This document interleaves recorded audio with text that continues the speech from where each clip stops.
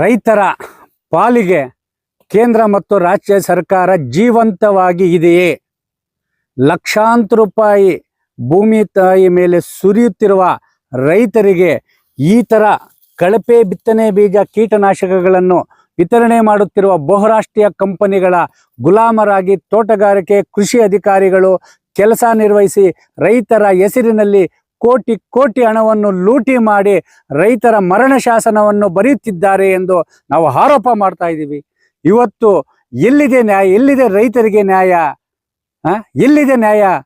ಮಾರುಕಟ್ಟೆಯಲ್ಲಿ ಬೆಲೆ ಇದ್ರೆ ಬೆಳೆ ಇಲ್ಲ, ಬೆಳೆ ಇದ್ರೆ ಮಾರುಕಟ್ಟೆಯಲ್ಲಿ ಬೆಲೆ ಇಲ್ಲ, ಮಾರುಕಟ್ಟೆಯಲ್ಲಿ ಬೆಳೆ ಇದ್ದು ಬೆಳೆ ಇದ್ರೆ ಕಳಪೆ ಬಿತ್ತನೆ ಬೀಜ ಕೀಟನಾಶಕಗಳ ನಿಯಂತ್ರಣವಿಲ್ಲದೆ ಇವತ್ತು ಲಕ್ಷಾಂತರ ರೂಪಾಯಿ ಬಂಡವಾಳ ಹಾಕಿ ಬೆಳೆದಿರುವ ರೈತ ಇವತ್ತು ಬೀದಿಗೆ ಬೀಳ್ತಾ ಇದ್ದಾನೆ. ರೈತರ ಧ್ವನಿ ಅಡಗೋಗಿದೆ. ರೈತ ಪರವಾಗಿ ಧ್ವನಿ ಎತ್ತಬೇಕಾದಂತಹ ರಾಜ್ಯ ನಾಯಕರುಗಳು ರೈತರ ಪಾಲಿಗೆ ಸಮಾಧಿ ಆಗ್ಬಿಟ್ಟಿದ್ದಾರೆ. ಅವ್ರು ಯಾರಿಗೂ ನಾಲಿಗೆ ಇಲ್ಲ, ಬಾಯಿನೂ ಇಲ್ಲ. ಗಲ್ಲಿಗೊಬ್ಬೊಬ್ಬ ರಾಜ್ಯಾಧ್ಯಕ್ಷರಿದ್ದಾರೆ. ಏನು ಸುಖ ಇದೆ? ಯಾರನ್ನು ಕೇಳಬೇಕು ರೈತ ನೊಂದ ರೈತರು? ಇವತ್ತು KGF ತಾಲೂಕಿನ ಗಡಿ ಭಾಗಕ್ಕೆ ಕೊಂಡಿದ್ದ ನಂದಾಲಗಡ್ಡ ಚಂಗಾಳ ರೆಡ್ಡಿ ಅವರು ಇವತ್ತು ಬೆಳೆದಿರುವಂತ 5 ಎಕರೆಯಲ್ಲಿ ಅದ್ಯಾವ ಸೆಮೀಸ್ ಕಂಪನಿಯ ಅತ್ತಿಕ್ಕೆಂಬ ಟೊಮೊಟೊ ಬಿತ್ತನೆ ತಳಿಯಿಂದ ಇವತ್ತು ಲಕ್ಷಾಂತರ ರೂಪಾಯಿ ಎಲ್ಲ ಸುಮಾರು 1 ಕೋಟಿ ರೂಪಾಯಿ ನಷ್ಟ ಆಗಿದೆ. ದೂರು ಕೊಟ್ಟು 15 ದಿನ ಆಗಿದೆ ತೋಟಗಾರಿಕೆ ಅವರಿಗೆ. ಆ ತೋಟಗಾರಿಕೆ ಅಧಿಕಾರಿಗಳು ಬಾಗಲಕೋಟೆಗೆ ಲೆಟರ್ ಬರೆದಿದ್ದಾರಂತೆ, ಅಲ್ಲಿಂದ ವಿಜ್ಞಾನಿಗಳು ಬರ್ಬೇಕಂತೇಳಿ. ಎಲ್ಲ ಆಗಿ ಸಮಾಧಿ ಆದ್ಮೇಲೆ ರೈತನ ಸುಟ್ಟೋದ್ಮೇಲೆ ಬೂದಿ ಆದ್ಮೇಲೆ ಬಂದು ನೀವೇನು ಪರಿಹಾರ ಕೊಡ್ತೀರಾ? ವೀಕ್ಷಣೆ ಮಾಡ್ತೀರಾ? ಮತ್ತೊಂದು ರೈತರ ದುರಂತ ಏನಂದ್ರೆ ಇವತ್ತು ಕಳಪೆ ಬಿತ್ತನೆ ಬೀಜ ಇರ್ಬೋದು, ಕೀಟನಾಶಕ ಬರೋ ರಸಗೊಬ್ಬರ ಇರ್ಬೋದು, ಅವುಗಳ ಒಂದು ಗುಣಮಟ್ಟನ ಪರಿಶೀಲನೆ ಮಾಡಬೇಕಾದಂತ KVK ವಿಜ್ಞಾನಿಗಳು ರೈತರ ಪಾಲಿಗೆ ಇಲ್ಲ. ಅವ್ರನ್ನ ಕೇಳಿದ್ರೆ ಏನ್ ಹೇಳ್ತಾ ಗೊತ್ತಾ? ಇವತ್ತು ಯಾಕೆ ಜಿಲ್ಲೆಗೊಂದು ಪ್ರಯೋಗಾಲಯವನ್ನು ಸ್ಥಾಪನೆ ಮಾಡಬಾರ್ದು? ಪ್ರತಿ ವರ್ಷ ಈ ಬಿತ್ತನೆ ಬೀಜ ಕೀಟನಾಶಕ ರಸಗೊಬ್ಬರಗಳಿಂದ ನಷ್ಟವಾದ ರೈತರಿಗೆ ನ್ಯಾಯ ಕೊಡಿಸ್ಬೇಕಾದ್ರೆ ವಿಜ್ಞಾನಿಗಳು ಬರಬೇಕು, ಪರಿಶೀಲನೆ ಮಾಡಬೇಕು, ಅದನ್ನು ನಾವು ವರದಿ ಕೊಡ್ತೀವಿ ಅಂತೇಳಿ ಹೈದರಾಬಾದಕ್ಕೆ ಕಳಿಸ್ತಾರೆ. ಎಲ್ಲಾ ಕಳಪೆ ಬಿತ್ತನೆ ಬೀಜ ಕೀಟನಾಶಕ ರಸಗೊಬ್ಬರ ಮಾರಾಟ ಮಾಡೋ ಕಂಪನಿಗಳಿರೋದೇ ಆಂಧ್ರದಲ್ಲಿ. ಅಂತ ಆಂಧ್ರದಲ್ಲಿ ಕಳ್ಳರಿಗೆ ಸಪೋರ್ಟ್ ಮಾಡುವ, ಕಳ್ಳರಿಗೆ ವರದಿ ನೀಡುವಂತಹ ಪ್ರಯೋಗಾಲಯಗಳು ಆಂಧ್ರದಲ್ಲಿರಬೇಕಾದ್ರೆ ನಮ್ಮ ಕರ್ನಾಟಕದ ರೈತರಿಗೆ ಎಲ್ಲಿ ನಿದ್ದೆನೂ ಬರ್ತಾ ಇಲ್ಲ, ಪರಿಹಾರನೂ ಸಿಗ್ತಾ ಇಲ್ಲ.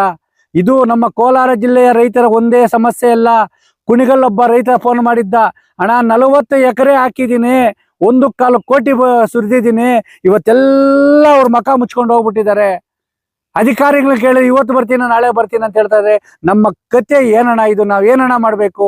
1.25 ಕೋಟಿ ಲಾಸ್ ಆಗಿದೆ, ನಾನು ಯಾರನ್ನ ಕೇಳಬೇಕು ಅಂತ ಹೇಳ್ತಾ ಇದ್ದಾರೆ.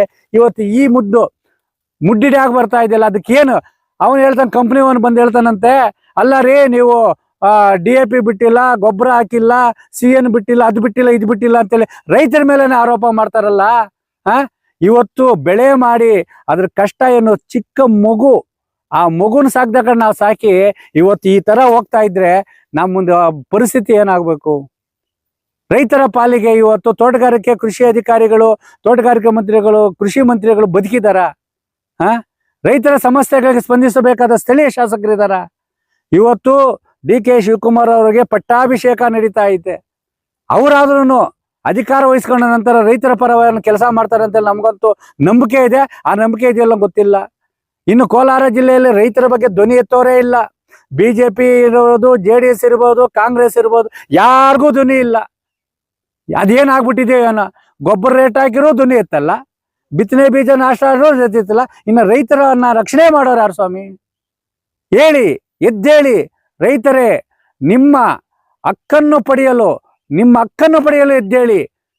ನಮ್ಮ ರೈತರಿಗೆ, ನಮ್ಮ ರೈತ ಕುಲಕ್ಕೆ ಸಂಚಾಕಾರವನ್ನು, ರೈತರಿಗೆ ಅನ್ಯಾಯ ಮಾಡುತ್ತಿರುವ ನಕಲಿ ಕಳಪೆ ಬಿತ್ತನೆ ಬೀಜ ಬಹುರಾಷ್ಟ್ರೀಯ ಕಂಪನಿಗಳ ಅಟ್ಟಹಾಸವನ್ನು ಮಟ್ಟ ಹಾಕಲು ಎದ್ದೇಳಿ. ದಯವಿಟ್ಟು ನಿಮಗೆ ಕೈ ಮುಗಿದು ಕೇಳ್ಕೊತಾ ಇದ್ದೀನಿ. ರೈತರೇ ಹೇಳಿ, ಎದ್ದೇಳಿ. ಒಬ್ಬ ರೈತನಿಗೆ ನಷ್ಟವಾದರೆ ಇಡೀ ರೈತ ಕುಲಕ್ಕೆ ಅದು ನಷ್ಟವಾದಕ್ಕೆ. ಒಬ್ಬ ರೈತ ಆತ್ಮಹತ್ಯೆ ಮಾಡ್ಕೊಂಡು ಇಡೀ ರೈತ ಕುಟುಂಬ ಆತ್ಮಹತ್ಯೆ ಮಾಡ್ಕೊಂಡಾಗಿದೆ. ಒಬ್ಬ ರೈತನಿಗೆ ಅವಮಾನ ಆದ್ರೆ ಇಡೀ ರೈತರಿಗೆ ಅವಮಾನ ಆದ ಕಟ್ಟಿದ್ದೆ. ನನ್ನ ಬೆಳೆ ಹೋಗಿದೆ, ಮತ್ತೊಬ್ಬರ ಬೆಳೆ ಚೆನ್ನಾಗಿದೆ ಅನ್ನೋದು ಬೇಡ. ಎಲ್ಲಾ ಕಂಪನಿಗಳ ವಿರುದ್ಧ ಸೆಟೆದು ನಿಲ್ಲಬೇಕು, ಹೋರಾಟ ಮಾಡಬೇಕು. 80ರ ದಶಕದ ನಂಜುಂಡಸ್ವಾಮಿಯ ಹೋರಾಟಕ್ಕೆ ನಾವು ಇಳಿಯಬೇಕು. ಅನಧಿಕೃತ ನರ್ಸರಿಗಳ ವಿರುದ್ಧ ಕಾನೂನು ಕ್ರಮ ಕೈಗೊಳ್ಳಲೇಬೇಕು. ಇಲ್ಲವಾದರೆ ರೈತ ಕಲ ಸಂಪೂರ್ಣವಾಗಿ ಇವತ್ತು ನಾಶ ಮಾಡುವ ಹುನ್ನಾರವನ್ನು ಬಹುರಾಷ್ಟ್ರ ಕಂಪನಿಗಳು ಮಾಡಿ ಆ ಒಂದು ಭೂಮಿಗಳನ್ನು ಏನು ಕಡಿಮೆ ರೇಟಿಗೆ ತೆಗೆದು ರಸ್ತೆ ಅಂತೆ, ಅವ್ರ ಅಮ್ಮನ ಪಿಂಡ ಅಂತೆ, ಅವ್ರ ಅಪ್ಪನ ಪಿಂಡ ಅಂತೆ, ಕೈಗಾರಿಕೆ ಅಂತೆ, ಟೌನ್ಶಿಪ್ ಅಂತೆ ಮಾಡಿ ಮಾಡಿ ಮಾಡಿ ರೈತರನ್ನು ಮರಣ ಶಾಸನ ಬರೆದಿ ಇಡೀ ರೈತ ಕುಲವನ್ನು ಸರ್ವನಾಶ ಮಾಡಲು ಮುಂದಾಗಿರುವಂತಹ ಕೇಂದ್ರ ಮತ್ತು ರಾಜ್ಯ ಸರ್ಕಾರ ರೈತ ವಿರೋಧಿ ಧೋರಣೆಯನ್ನು ಖಂಡಿಸೋಣ. ನಷ್ಟವಾಗಿರುವ ರೈತರಿಗ ಪರವಾಗಿ ನಿಂತು ನಾವು ಪರಿಹಾರವನ್ನು ಕೊಡಿಸುವವರೆಗೂ ನಾವು ನಿರಂತರವಾಗಿ ಹೋರಾಟ ಮಾಡೋಣ.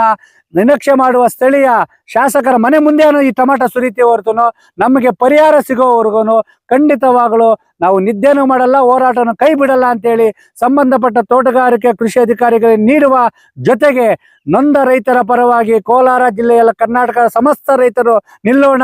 ಅತಿಕ್ ಕಂಪನಿಯಿಂದ ನಷ್ಟವಾಗಿರುವ ರೈತರಿಗೆ ಪರಿಹಾರ ಕೊಡಿಸೋಣ. ನಾವೇಳ್ತದ ಸಮಿಸ್ ಬಹುರಾಷ್ಟ್ರೀಯ ಟೊಮ್ಯಾಟೊ ಕಂಪನಿ ಹಟಾವೋ ರೈತರು ಬಚಾವೋ ಎಂಬ ಹೋರಾಟದ ಸ್ಲೋಗನ್ ಮೂಲಕ ರೈತನನ್ನು ಉಳಿಸುವ ಒಂದು ನಿರ್ಧಾರಕ್ಕೆ ಕೈಗೊಳ್ಳೋಣ ಅಂತೇಳಿ ಸಮಸ್ತ ರೈತ ನಾಯಕರಿಗೆ ರೈತರಿಗೆ ಕೈ ಮುಗಿದು ಕೇಳ್ಕೊಂತ ಇದೀವಿ. ರೈತನೇ ಅಲ್ಲಿಗೆ ರೈತನ ವಿಜ್ಞಾನಿ ಆಗ್ಬೋದಲ್ಲ. ಅಲ್ಲ ಈಗ ಏನ್ ಮಾತಾಡೋಕು ನೀವು ಮಾತಾಡಬೇಡಿ ಅಂತ ಹೇಳಿದ್ರೆ ಬೇಡ ಮೇಡಮ್, ನಾವ್ ಮಾತಾಡೋದೇ ಬೇಡ. ನನ್ನ ಹೇಳ್ತೀನಿ, ನಾವ್ ಮಾತಾಡೋದೇ ಬೇಡ. ಅಲ್ಲ 15 ದಿನ ಆಯ್ತು ನಾವು ಲೆಟರ್ ಕೊಟ್ಟು, 15 ದಿನ ಆದ್ಮೇಲೆ ಬಂದಿದೆ. ಫಸ್ಟ್ ಬಂದಿದ್ರೆ ಗೊತ್ತಾಗ್ತದಲ್ಲ ನಿಮ್ಗೂನು. ಏನ್ ಪ್ರೊಸೀಜರ್? ಅಲ್ಲ ಪ್ರೊಸೀಜರ್ ಅಂತೇಳಿ ಏಕೈಕ ನನ್ನ ತಲೆ ಮೇಲೆ ಹೋಗಿರೋದು ಮೇಡಮ್. ಪ್ರತಿಯೊಂದು ಹೌದು ಮೇಡಮ್, ಪ್ರತಿಯೊಂದು ಕ್ವಶನ್ ಮಾಡಿದ್ರೆ ನಾನೇ ರೈತರಿಗೆ ನ್ಯಾಯ ಸಿಗ್ಬೇಕು. ಸಿಸ್ಟಮ್ ಅಂತ ಹೇಳಿದ್ರೆ ಆಯ್ತು, ಸಿಸ್ಟಮ್ ಅಂತ ಹೇಳಿದ್ಮೇಲೆ ಕೋಲಾರ ಜಿಲ್ಲೆಯಲ್ಲಿ ಎಷ್ಟೆಷ್ಟು ಕೊಡ್ತೀರಾ ನೀವು ಬೀಜ ನರ್ಸರಿಗಳು ವಿಸಿಟ್ ಮಾಡಿಬಿಡಿ ವಿಜ್ಞಾನಿಗಳು, ಅವಾಗ್ಲೇ ಕೊಟ್ಬಿಟ್ರೆ ಸಾಪತ್ತಿರಲ್ಲ ನಮ್ಗೆ. ಏನ್ ಮಾತಾಡ್ಬೇಕಾದ್ರೆ ನೀವು ಮಾತಾಡ್ಬೇಡ ಅಂತ ಹೇಳಿದ್ರೆ ನಾವು ಬಾಯಿ ಮುಚ್ಕೊಂಡು ಹಾಕಿಲ್ಲ ಮೇಡಮ್. ಎಲ್ಲಿ ಹೇಳ್ತಾರೆ? ಆಯ್ತು, ಇವಾಗ ತೋಟ ಹೋಗಿದೆ, ತೋಟಕ್ಕೆ ನಾವು ನಿಮ್ಗೆ ಲೆಟರ್ ಬರೀಬೋದಲ್ಲ ನರ್ಸರಿ ವಿಸಿಟ್ ಮಾಡಿ ಅಂತೇಳಿ. ಒಂದೇ ಸರಿನಾ ಹಾರ್ವೆಸ್ಟ್ ಮಾಡಿದ್ದು ಒಂದೇ ಹಂಗಲ್ಲ ಮೇಡಮ್, ನಾವೇನು ಕೋಪ ಮಾಡ್ಕೊಂತಲ್ಲ, ನೋವು ಅಷ್ಟು ಇರ್ತದೆ ನಮ್ಗೆ. ಇವ್ರು ಏನಾದ್ರು ಬಿಟ್ಟಿದ್ದು ಇನ್ಫಾರ್ಮೇಶನ್ ಏನಿದೆ ನಿಮ್ಗೆ ಏನ್ ಹೇಳ್ಬೇಕು ಅನ್ಸುತ್ತಾ ಅದನ್ನ ಅವ್ರು ತೆಲುಗಲ್ಲಿ ಮಾತಾಡೋದು, ಕನ್ನಡ ಅರ್ಥ ಆಗಲ್ಲ. ತೆಲುಗುಲ ಅಡಗ್ತೆ ತೆಲುಗುಲ ಶಬ್ದಾರು ಇಲ್ಲಿ ಉಳ್ದಿದ್ ಹೋಗ್ಲಿ. ಇಷ್ಟೊತ್ತು ಇಷ್ಟು ದಿವಸ ಮಾಡಿದ್ರಲ್ಲಿ ಏನಾದ್ರು ಬಿಟ್ಟಿದ್ರೆ ಅದನ್ನ ಹೇಳಿ. ಈಗ ನಾವ್ ನೋಡಿದ್ರೆ ನಮಗೂ ಗೊತ್ತಾಗುತ್ತೆ.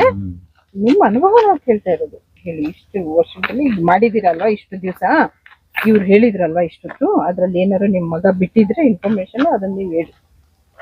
అర్థం అవుతలా అవరేలి అర్థమైనా వాళ్ళు మిస్టేక్ కాదు అది వాడు చెప్పినట్లే ఇంకా మిగిలింది ఏమైనా ఉంటే చెప్పండి. కానీ ఈ రోగం ఈ వరకు మేము 30 ఏళ్ళ సర్వీస్ లో చూసండి. ఈ కింద ముద్దు రోగం వచ్చింది, ఏమో వైరస్ వస్తుంది, పంట కాలేదు ఎండకి అనే మాట మీద మనము పంటలు బాగా చేయాలని మందులు కొడతాము, ఎరువులు ఇస్తాము, నీళ్లు ఇస్తాము, ఏమీ వైరస్ రాకుండా. ఇట్లా ముడ్డు రోగం రాకుండా ఎప్పుడు మనం చేసి ఉండలేదు, ఇట్లా అయ్యి ఉండలేదు. 30 ఏళ్ళు ఇంకా నేను టమాటా నాటుతాను.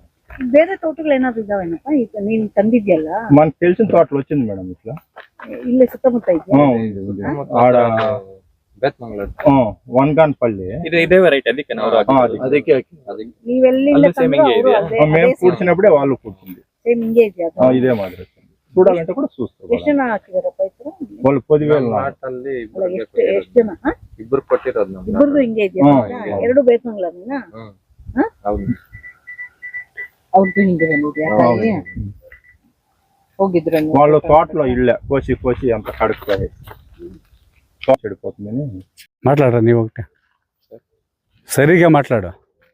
ఏమి వాళ్ళ అప్పుకంటే ఏమి తిన్నది పాప. కూరగాయలు ఇంకా కుణిగాయలు ఇంకా పని చేస్తూ ఉంటారు. 40 ఎకరాలు అంత 40 ఎకరా ఎంత ఉండి ఈ నా కొడుకులు ఏం చేస్తారంటే పోయి పీకేసేది తోటలో